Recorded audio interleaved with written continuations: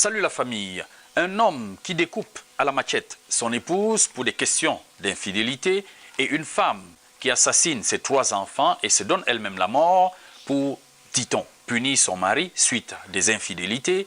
Voilà des phénomènes qui deviennent de plus en plus récurrents et qui nous poussent à nous poser de véritables questions. Aujourd'hui, nous allons vous permettre d'écouter les explications de Roméo Mepa. Roméo Mepa est un scientifique de la première heure. Roméo Mepa est réalisateur, cinéaste, mais surtout, depuis quelques années, Roméo Mepa s'intéresse à la question de la maladie mentale, de la santé mentale. Roméo Mepa, bonjour. Bonjour. Alors, Roméo Mepa, ces phénomènes qui deviennent de plus en plus récurrents, les meurtres au sein des couples, est-ce qu'à partir de la définition que vous avez de la maladie mentale, vous pouvez comprendre ce qui se passe réellement dans notre société, ce qui se passe dans la tête de ces époux? Déjà, je remercie les gens pour cette attention qu'on met sur maladie mentale. Mais avant maladie mentale, je vais déjà dire qu'il y a 2 notions qu'il faut connaître. Il y a la notion de santé mentale et de maladie mentale. Quand on a un problème de santé mentale, ça veut dire qu'on se sent mal. Il y a parfois, vous vous sentez dans la vie, vous vous sentez mal. Mais vous ne pouvez pas dire là où ça fait mal. C'est-à-dire que vous vous sentez mal à l'aise, mais on vous dit c'est où vous ne pouvez pas dire. Là, c'est un problème de santé mentale. Ça veut dire que quelqu'un se sent mal, mais il ne peut pas dire exactement là où il se sent mal.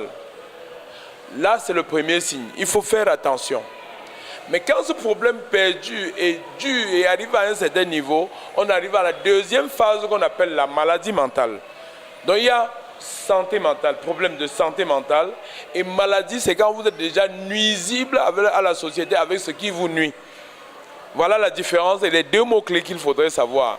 Donc quand on parle déjà généralement de santé mentale, beaucoup de gens voient seulement la deuxième phase qui est maladie mentale, alors qu'il y a dans les maisons, les gens qui veulent pénétrer leur femme par les narines, par les oreilles, tout ça, ça c'est des problèmes de santé mentale. Maladie mentale, c'est quand vous nuisez déjà aux gens. C'est-à-dire quand quelqu'un arrive déjà à découper quelqu'un, c'est maladie mentale. Mais il y avait un problème de santé mentale depuis que si on aurait pris le temps pour découvrir ou pour expliquer aux gens, on aurait compris. Par exemple, quelqu'un qui boit souvent 2 Bosters, il se retrouve à boire 14 Bosters, c'est un signe pour vous dire attention, quelque chose arrive. Donc voilà la grosse différence entre problème de santé mentale et maladie mentale. Et quand on parle même de maladie mentale, ce qu'on voit généralement, c'est ceux qui sont couchés dans la poubelle, ou ceux qui ramassent la nourriture partout et mangent, ou ceux qui sont dans la démence. Mais il y a des gens qui sont bien portants, qui ont des véhicules, qui sont dans la phase de la maladie mentale. Sinon, comment expliquer qu'un professeur d'université, pour peu qu'une fille ait refusé les fesses et ce monsieur décide à cette fille d'échouer 3 ans? Est-ce que cette personne est encore normale? C'est un peu ça, la santé mentale. C'est un peu ça, la maladie mentale telle qu'elle est définie. Par rapport aux chroniques que vous posez tout à l'heure à Colbison et partout, depuis des lustres, ces choses ont existé, mais les médias ont permis d'accélérer cela. Je prends par exemple le monsieur qui a découpé sa femme. S'il avait eu à verbaliser, à causer avec quelqu'un, ce qu'une tierce personne lui aurait dit, non, ne fais pas ça mon frère. Mais généralement ça arrive parce que c'était déjà là. Mais ça arrive à cette phase-là, juste parce qu'on n'a plus de conseillers, on n'a plus de personnes avec qui causer. Auparavant, les gens allaient à l'église, on trouvait recours à l'église, mais de moins en moins on va à l'église, de moins en moins on va à l'église aujourd'hui. Auparavant, les gens allaient dans le système traditionnel voir les marabouts et tout ça là. De moins en moins on y va. Alors, notre état d'âme, notre purification de notre esprit, de notre moi qui n'est pas moi, qui s'occupe de ça, comme les philosophes disent, personne. Donc aujourd'hui, ce n'est qu'un début. Sans être alarmiste, je pense que si on ne fait rien, c'est que d'ici 10 ans, le nombre de découpes, le nombre de morts seront extrêmement grands. Est-ce que celui qui découpe une femme pour infidélité là, si on vérifie dans sa vie, lui-même il n'est pas fidèle, il est totalement fidèle? Non. Mais pourquoi quand l'autre fait ça, il va arriver jusqu'à la découpe? C'est cette question. Il faut se poser les bonnes questions pour savoir comprendre ce qui se passe là. Est-ce que le niveau d'information que nous recevons, est-ce que tout le monde doit recevoir cette information? Est-ce que c'est correct d'un homme à dire à un autre homme, j'ai vu ta femme dehors là avec un autre monsieur? C'est ça que je parle de niveau d'information. Est-ce que tout le monde a le droit de capter une information? Mais pour rester à votre question, maladie mentale n'est pas santé mentale, mais la maladie mentale, c'est une complication de la santé mentale. Et tout le monde, vous et moi, chacun a un problème de santé mentale. Mais parfois, il ne faut pas déborder le niveau.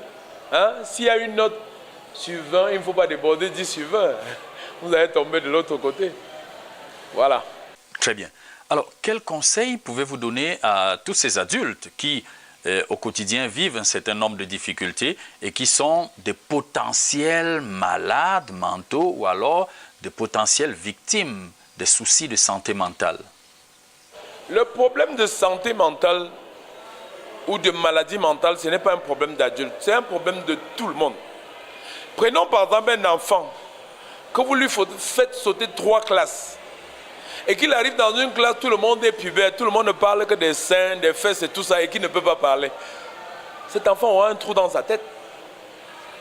Et vous aurez créé parce que vous avez fait sauter cet enfant des classes. Donc le problème de santé mentale, c'est un problème qui touche toute la société.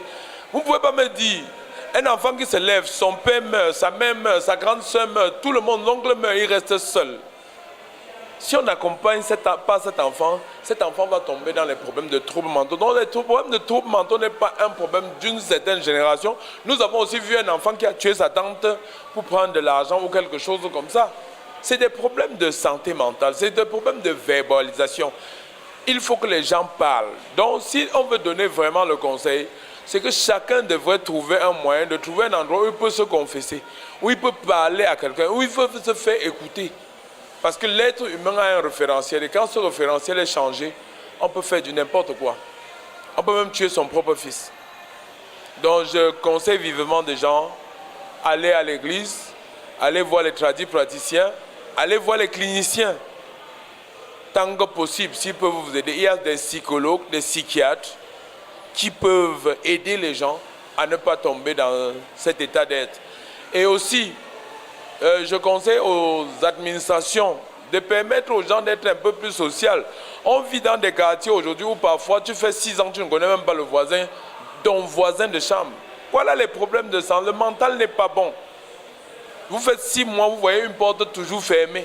Et c'est pour ça que vous avez vu des cas où on trouve des cadavres en putréfaction qui ont déjà fait 6 mois dans la chambre du voisin. Ce n'est que l'odeur qui permet. Donc cette sociabilité qui se perd peut nous faire entrer dans de sérieux problèmes de santé mentale. Alors Roméo, avec tout ce que nous vivons, on a quand même envie de se poser la question de savoir quelle image pour notre société. Bon, déjà au niveau de la société aussi, il y a l'image que la société nous fait. Le cinéma, vous m'avez attaqué en tant que cinéaste, l'image qui reflète, c'est-à-dire un journal, l'image qu'on a montrée des personnes qui ne sont pas bien, l'image qu'on a montrée de l'infidélité déjà. Parce que moi, je crois que l'infidélité la plus touchante qui est dehors, c'est ce qu'on confesse avec la bouche. C'est très grave quand votre femme mal parle de vous, plus qu'elle a couché même avec quelqu'un. Ce qui sort de la bouche, c'est ça qui tue.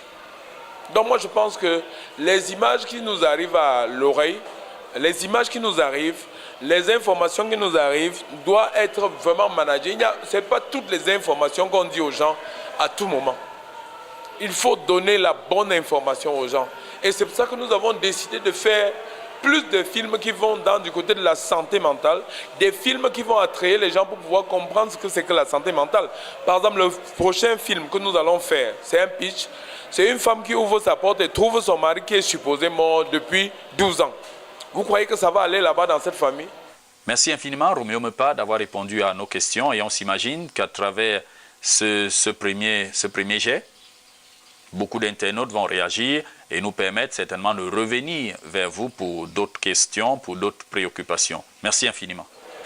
Merci à Golden House d'être passé chez nous aujourd'hui. Merci de vous intéresser aux problèmes de santé mentale.